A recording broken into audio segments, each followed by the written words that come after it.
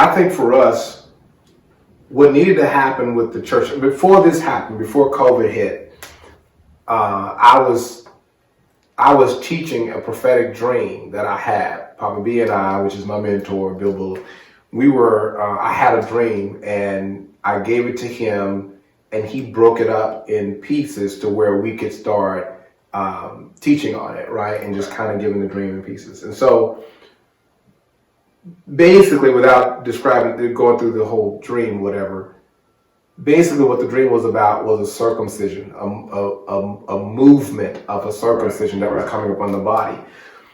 And what we called it was a global ecclesiastical circumcision, because we saw this happening on a global scale. So right? Globally, removing the foreskin, removing the flesh, a global movement. Yeah. A global movement. Sounds like a bloody mess. Oh, it's a bloody mess, man. What we saw was a circumcision, which was the way it looked. It was the cutting back of the foreskin or the excess flesh on our reproductive capacities, right? And so we saw that the body of Messiah, all of us, was going to enter this together. Pause. So the removing of the flesh from the member of our body that reproduces. That's correct. Wow. That's what I saw in the dream. Wow.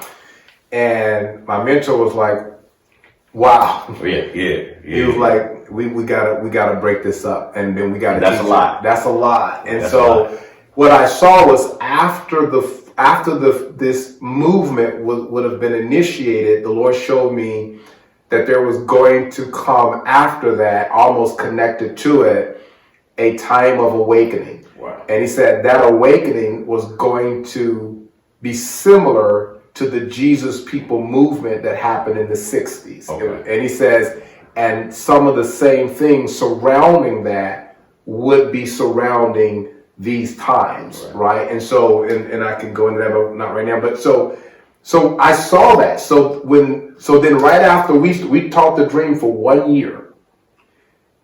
Right at the end of that year, COVID hit. Wow. Right?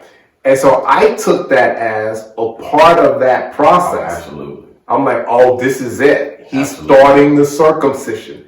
He's cutting away excess flesh from our reproductive capacities, because those are supposed to be marked and consecrated for him, right? Right. So that's what I kind of see.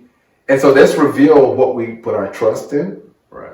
It revealed who and what we really loved. It revealed what our dedication and commitments were. And it also revealed how important we are to society as a whole. We just didn't know it, right?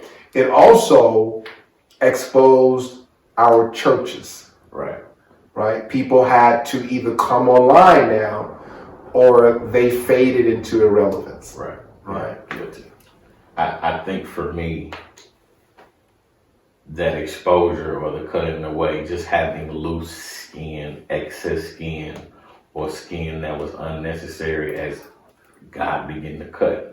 Because I think now that's probably what I'm going to refer to the COVID era now, from here on out. I'm going to refer to it as the cutting away. The cutting away period. The time of cutting. I'm serious. So for that particular season, man, it actually, for me, brought out things in me that I thought I dealt with, that I thought I was over, that I thought I had came through, but it just was recessed. Like I didn't even know if some of that stuff still existed. Some certain things that I thought, certain behaviors, man, I became a recluse again. And I'm a pretty upfront guy. And I became a recluse. Yeah. All because of that time, because I felt inadequate. The things that I saw, the things that were coming up, the things that he was exposed. It's almost like you have to pull the skin or expose it in order for it to be cut away. Mm-hmm. And as it was getting exposed, I'm like, wow, how did that get there? What is that doing there? You know? Right.